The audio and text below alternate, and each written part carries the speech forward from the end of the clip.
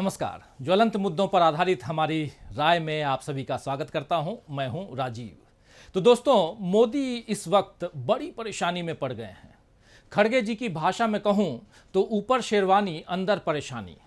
दरअसल छत्तीसगढ़ में कांग्रेस अध्यक्ष मल्लिकार्जुन खड़गे ने कुछ इन्हीं शब्दों में मोदी सरकार की फितरत को बयां किया है। आपको खड़गे जी के भाषण की ये लाइनें भी सुनाऊंगा, लेकिन अभी आपको बताता हूं कि मोदी की परेशानी का कारण क्या है। आप जानते हैं कि देश की राजधानी दिल्ली में इस समय G20 की बैठक हो रही है। 19 देशों के नेता दिल्ली में इकट्ठा हुए हैं और उनके स्वागत सत्कार में मोदी कोई कमी नहीं छोड़ रहे हैं। एक पान मसाले का विज्ञापन याद आ रहा है, जिसमें लड़के के पिता लड़की के पिता से कहते हैं बारातियों के स्वागत में कोई कमी नहीं रहनी चाहिए, और फिर लड़की के पिता से एक खास पान मसाले की फरमाइश करते हैं। तो मोदी इस वक्त ठीक ऐसे ही बारातियों की तरह विदेशी मेहमानों का स्वागत कर रहे हैं। बैठक के लिए आलीशान हॉल्स में से लेकर के सोने चांदी का पानी चढ़े बर्तनों में भोजन कराया जा रहा है। लड़की वाले कई बार पैसे न होने पर भी केवल दिखावे के लिए कष्ट सहकर खर्च करते हैं, ताकि समाज में इज्जत बनी रहे, बची रहे, और वही यहां दिखाई दे रहा है। अब ऐसी इज्जत कितने काम की होती है, ये आप तय कर लीजिए। मैं यहां केवल यही बता रहा हूं कि भारत की 80 करोड़ जनता को 5 किलो अनाज का मोहताज बनाने वाली सरकार विदेशी मेहमानों के सामने पानी की तरह पैसा बहाकर दिखावा कर रही है, और इसमें भी मोदी परेशान हो रहे हैं। मोदी की परेशानी यह नहीं है कि 2 दिन के आयोजन में करोड़ों रुपए खर्च हो रहे हैं, बल्कि उनकी चिंता तो यह है कि इधर G20 में विदेशी मेहमानों के हंसते मुस्कुराते हुए 56 इंची सीने का दम दिखाना है, ताकि दुनिया उन्हें गुरु मान ले। लेकिन देश में गुरु बनने की जगह सब गुड़ गोबर हो रहा है।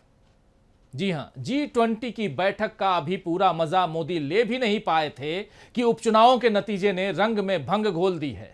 आप जानते ही हैं कि कल 6 राज्यों की 7 विधानसभा सीटों पर उपचुनाव के नतीजे आए, और इसमें बीजेपी की मेहनत पर पानी फिरता हुआ दिख गया। उपचुनाव में उस इंडिया को बड़ी बढ़त मिल गई, जिसके कारण मोदी देश का नाम बदलने चले हैं। यूपी, झारखंड, केरल और पश्चिम बंगाल में इंडिया के दलों को जीत मिली है, और त्रिपुरा और उत्तराखंड बीजेपी के खाते में गए हैं। मोदी के लिए सबसे बड़ा झटका यूपी की घोसी सीट से आया है, क्योंकि यहां बीजेपी ने अपनी सारी ताकत झोंक दी थी। यूपी में पहले ही बीजेपी का राज है, तो बीजेपी मानकर चल रही थी कि यह सीट आसानी से उसे मिल जाएगी। लेकिन यहां तो बीजेपी के लिए आगे कठिनाइयों का रास्ता खुल गया है।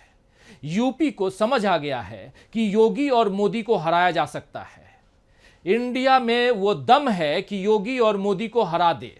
अगर जनता ने यही बात अगले साल के लोकसभा चुनाव और फिर विधानसभा चुनाव में भी साबित कर दी, तो फिर बीजेपी की लुटिया उस गंगा मैया में डूबने से कोई बचा नहीं पाएगा, या कितनी देर लगेगी जिनके बेटे बनकर मोदी जी इस देश में राज करने चले थे।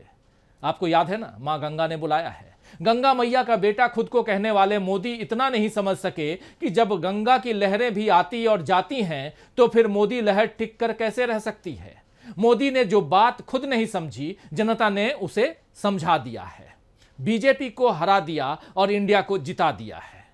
अब मोदी G20 के बाद अपने जन्मदिन को कुछ नए तरीके से मनाने, और उसके बाद संसद का विशेष सत्र, और इसी दौरान गणेश चतुर्थी पर शायद सेंट्रल विस्टा में प्रवेश की तैयारियों में जुट जाएं, और इन तैयारियों से चुनावों को साधने की कोशिश करें। लेकिन इंडिया के नेता, खासकर कांग्रेस के लोग, मोदी को अब सफल नहीं होने देंगे। यह साफ साफ नजर आ रहा है। अभी राहुल गांधी यूरोप के दौरे पर हैं।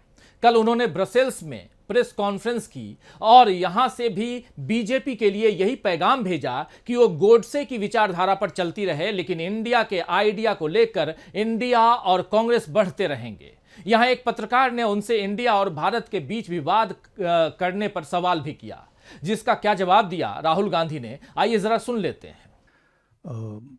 India, that is Bharat, works perfectly well for me, but I think these, in a sense, to me, are panic reactions. There's a little bit of fear in the government.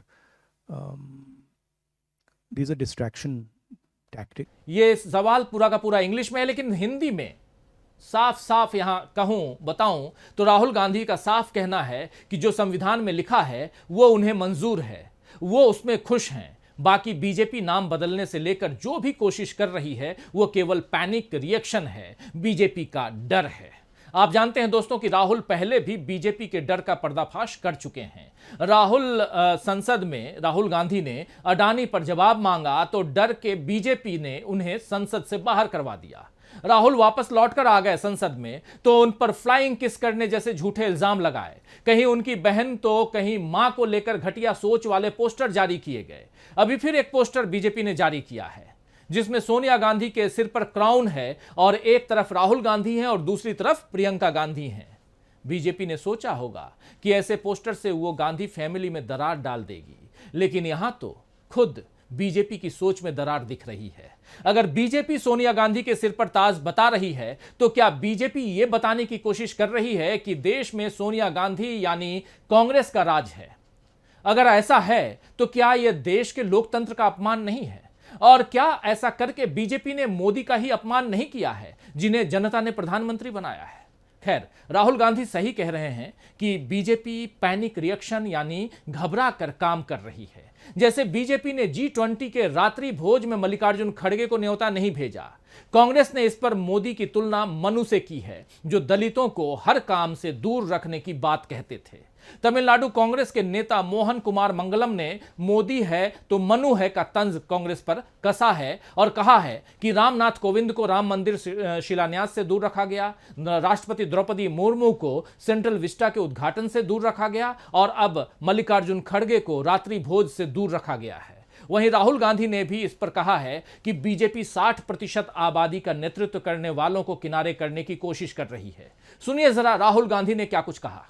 I mean, it tells you that they don't value the leader of 60% of India's population, and it's something that people should think about. Why they are feeling the need to do that? तो BJP ने मल्लिकार्जुन खड़गे को एक राष्ट्र एक चुनाव समिति में भी शामिल नहीं किया है। इससे जाहिर होता है कि कांग्रेस अध्यक्ष से अब बीजेपी डर रही है। कांग्रेस के अध्यक्ष खड़गे साहब कल छत्तीसगढ़ में थे और वहां उन्होंने बीजेपी पर ऐसा तंज कसा जिससे बीजेपी बुरी तरह तिलमिला गई होगी। सुनिए आप भी। मिशन की बहुत तारीफ की, यहाँ के सरकार की तारीफ केंद्र सरकार भी की, लेकिन जब लोगों को कुछ देने का होता है वो दिए नहीं। तारीफ तो किए, ये हमारे पास एक कहावत है, ऊपर शेरवानी अंदर परेशानी। ऐसा तो तारीफ को खूब करते हैं, हमारी तारीफ तो खूब करते हैं, लेकिन देने का कुछ नहीं है। तो ऊपर शेरवानी और अंदर परेशानी, मल्लिकार्जुन खड़गे का यह तंज पहले से परेशान बीजेपी को और मुश्किल में डाल रहा है। कहां तो बीजेपी चुनावों में सत्ता और दुनिया में साख बचाने की कोशिश में है, लेकिन कांग्रेस दोनों मोर्चों पर उसे मात दे रही है। राहुल विदेश से मोदी पर हमला कर रहे हैं, हमला बोल रहे हैं। खड़गे साहब घरेलू मैदान में बीजेपी को पस्त कर रहे हैं। इधर कांग्रेस भारत जोड़ो यात्रा के 1 साल होने का जश्न मनाते हुए अगली यात्रा की तैयारियों में जुट गई है और बीजेपी उपचुनावों में हार के जख्मों को ही सहलाती बैठी है। उसे समझ ही नहीं आ रहा है कि अब नई शुरुआत कहां से करें।